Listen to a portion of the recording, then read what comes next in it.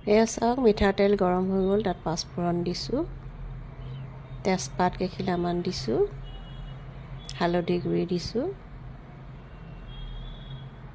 তাৰপিছত মিক্সিত মাৰি লৈছিলোঁ বিলাহী, আদা নহৰু আৰু পিঁয়াজৰ পেষ্টটো দিছোঁ, জিৰা গুড়ি দিছোঁ, ধনিয়া গুড়ি দিছোঁ, দি পেলাই খুব ধুনীয়াকৈ লৰাই থাকিব। তাৰপিছত ঢাকন মাৰি সিজিবলৈ দিব, নহ'লে কেঁচা কেঁচা গোন্ধটো আহিব বিলাহীৰ, পিঁয়াজৰ। আন্দাজমতে নিমখ দি পেলাই ঢাকন মাৰি সিজিবলৈ দিব।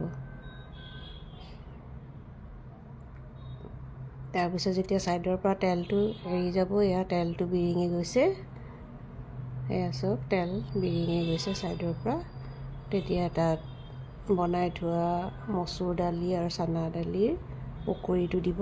এয়া পকৰি দিছোঁ। তাৰপিছত আন্দাজমতে পানী দি ঢাকন মাৰি উতলিবলৈ দিব। এইটো পকৰি তৰকাৰী হয়, বৰা তৰকাৰী, বৰ সোৱাদ হয় খাবলৈ, বনাই খাই চাবচোন। ধন্যবাদ।